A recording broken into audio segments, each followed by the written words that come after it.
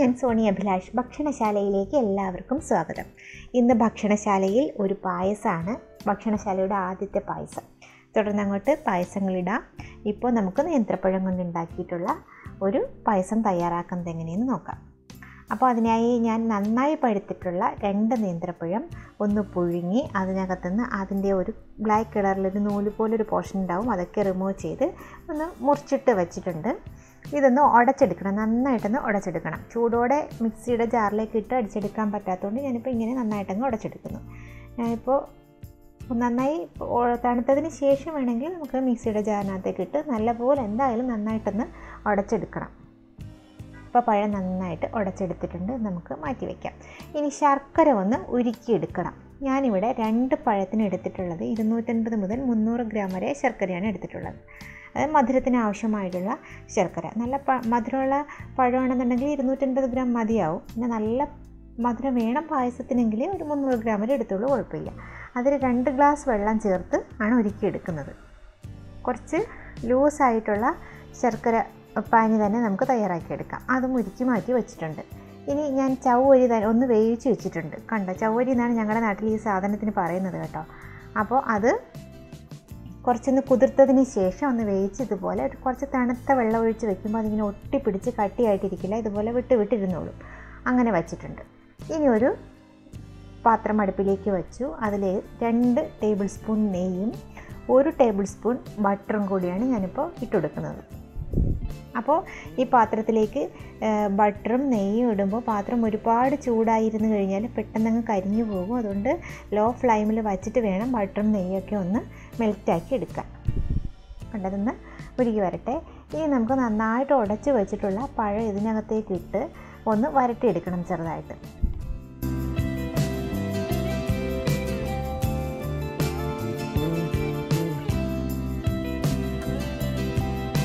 നല്ല നാടൻ പഴമൊക്കെ ആണെന്നുണ്ടെങ്കിൽ പായസത്തിന് നല്ല ടേസ്റ്റ് ആയിരിക്കും. ഈ ഉള്ളിൽ ഇങ്ങനെ കട്ടിയുള്ള പഴം ഉണ്ടല്ലോ, ഇപ്പോൾ ഈ പുറത്തുനിന്ന് വാങ്ങാൻ കിട്ടുന്ന പഴം, അതാണെങ്കിൽ പായസം അത്ര നന്നാവില്ല. അതൊന്ന് ശ്രദ്ധിക്കണം. പായസം ഉണ്ടാക്കുമ്പോൾ എപ്പോഴും നല്ല നേന്ത്രപ്പഴം കിട്ടുമെന്നുണ്ടെങ്കിൽ അതായിരിക്കും ടേസ്റ്റ്. അപ്പോൾ ഈ പഴം ഉടച്ചത് നമുക്ക് ഈ നെയ്യിലിട്ട് നന്നായിട്ടൊന്ന് വരട്ടിയെടുക്കാം. ഒന്ന് ഉടച്ച് ഇതിങ്ങനെ ഈ നെയ്യും പഴവും കൂടെ ചേർന്ന് ഒന്ന് മൂത്ത് വരുമ്പോഴേക്കും നല്ലൊരു മണം വരും.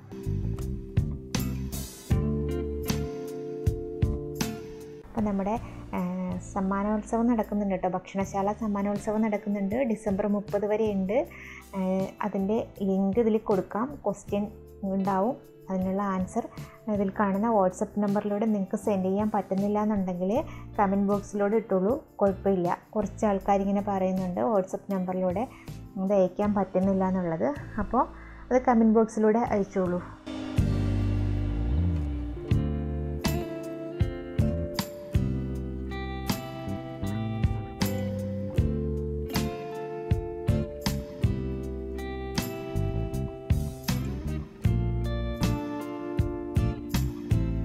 വീഡിയോ ഇഷ്ടപ്പെട്ടാൽ ചാനൽ സബ്സ്ക്രൈബ് ചെയ്യാനും ഷെയർ ചെയ്യാനും മറക്കരുത്.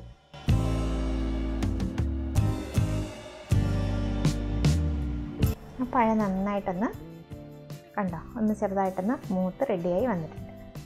ഇനി ഇതിലേക്ക് നമുക്ക് ശർക്കര, ഉരുക്കി വെച്ചിട്ടുള്ള ശർക്കര അരിച്ചൊഴിക്കാം.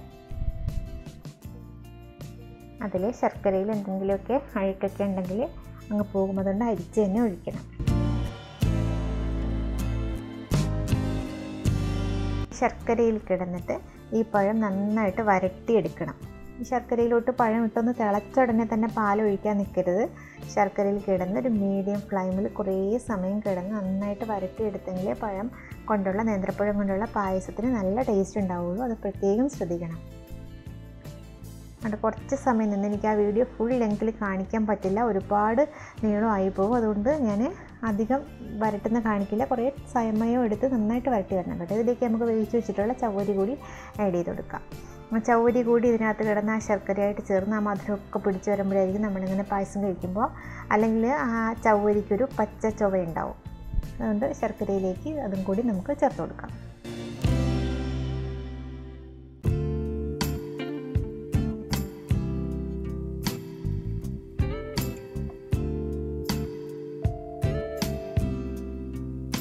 അതുപോലെ നന്നായിട്ട് കുറുകി നമ്മൾ സ്പൂൺ കൊണ്ട് ഇങ്ങനെ എടുത്ത് നോക്കുമ്പോൾ ഈ പഴമൊക്കെ നല്ല ട്രാൻസ്പെറൻ്റ് ആയിട്ട് വന്നിട്ട് അപ്പോൾ തന്നെ നമുക്ക് കഴിക്കാൻ തോന്നണം. ആ ഒരു പാകം ആയതിനു ശേഷം മാത്രം നമുക്ക് പാൽ ചേർക്കാം. ഇതിലേക്ക് പൊടിച്ച് വെച്ചിട്ടുള്ള ഏലക്കായ വറുത്ത് പൊടിച്ച് ചേർക്കുന്നതാണ് നല്ലൊരു മണം കിട്ടുക കേട്ടോ പായസത്തിൽ. പച്ച ഏലക്കായ പൊടിച്ച് ചേർക്കുന്നതിനേക്കാളും വറുത്ത ഏലക്കായ പൊടിച്ച് ചേർക്കുന്നതാണ് നല്ലത്. ഏലക്കായ വറുത്തിട്ട് കുറച്ച് പഞ്ചസാര കൂടി ചേർത്ത് പൊടിച്ചെടുത്ത് കഴിഞ്ഞാൽ പെട്ടെന്ന് നന്നായിട്ടങ്ങ് പൊടിഞ്ഞ് കിട്ടും. അപ്പോൾ ശർക്കരയും ചവ്വരിയും പഴവും ഏലക്കായും ഒക്കെ കൂടെ നന്നായിട്ട് തിളച്ച് ഇങ്ങനെ നല്ല വരട്ടി വരുന്നുണ്ട്. നല്ലൊരു മണം വരും പായസത്തിൻ്റെ. അപ്പോൾ തന്നെ ഏലക്കായും കൂടി ചേർത്ത് കൊടുക്കുന്നത് ആ പായസത്തിന് നല്ലൊരു മണം വരാൻ വേണ്ടിയിട്ടാണ് ഇപ്പോഴേ ഞാൻ കുറച്ച് ഏലക്കാപ്പൊടി കൂടി ചേർത്ത് കൊടുത്തത്.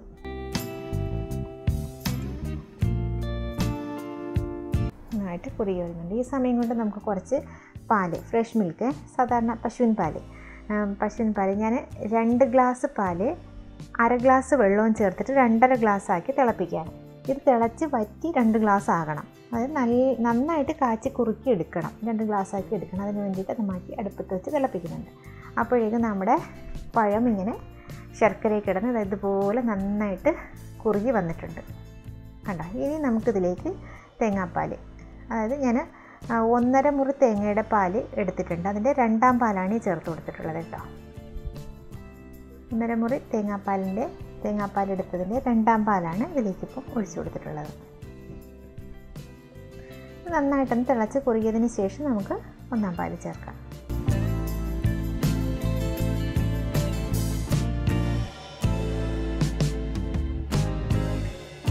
നന്നായിട്ട് കുറുകി വന്നു. ഇനി നമുക്ക് 1ാം പാൽ ചേർക്കാം. തേങ്ങയുടെ 1ാം പാൽ ചേർത്ത് കഴിഞ്ഞാൽ പിന്നെ അധികം തിളച്ച് കുറുകാൻ നിൽക്കേണ്ട.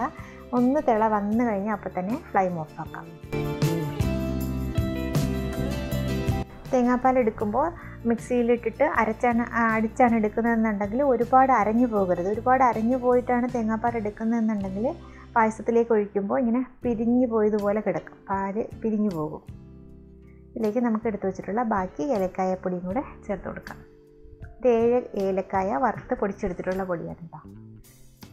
ഇതിലേക്ക് കാച്ചി നമ്മൾ വറ്റിച്ച് കുറുക്കി വെച്ചില്ലേ, ആ പാലും കൂടെ ചേർക്കാം. ഫ്ലെയിം ഓഫ് ആക്കിയതിന് ശേഷമാണ് ആ പാൽ ചേർത്തിട്ടുള്ളത്. ചൂടോടെ തിളച്ചുകൊണ്ട് നിൽക്കുമ്പം ഒഴിക്കാൻ നിൽക്കേണ്ട, ചിലപ്പോൾ അത് പിരിഞ്ഞു പോകും. അതുകൊണ്ട് തന്നെ ഞാൻ ഫ്ലെയിമൊക്കെ ഓഫാക്കി ലാസ്റ്റാണ് ഈ പാൽ തിളപ്പിച്ച് വെച്ചിട്ടുള്ള കുറുക്കി വെച്ചിട്ടുള്ള പാൽ കൂടെ ചേർത്ത് കൊടുത്തിട്ടുള്ളത്.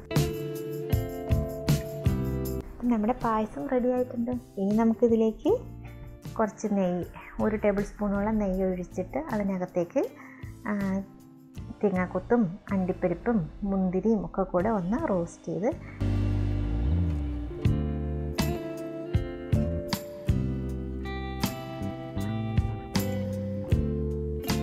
നല്ല മൂത്ത തേങ്ങയുടെ കൊത്ത് ഇതുപോലെ കനം കുറച്ചരിഞ്ഞിട്ട് ഇട്ടെടുക്കാം. ഈ തേങ്ങാക്കൊത്തിടുമ്പോൾ നമ്മുടെ നേന്ത്രപ്പഴ പായസത്തിന് നല്ലൊരു ടേസ്റ്റാണ്.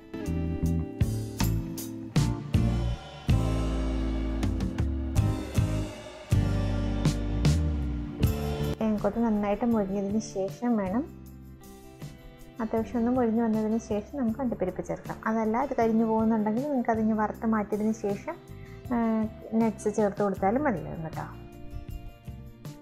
അത് നന്നായിട്ട് ഒരു ഗോൾഡൻ നിറമായിട്ട് വന്നിട്ടുണ്ട്. ഇനി നമുക്ക് മുന്തിരി കൂടി ഇട്ടെടുക്കാം. റൈസിൻസ്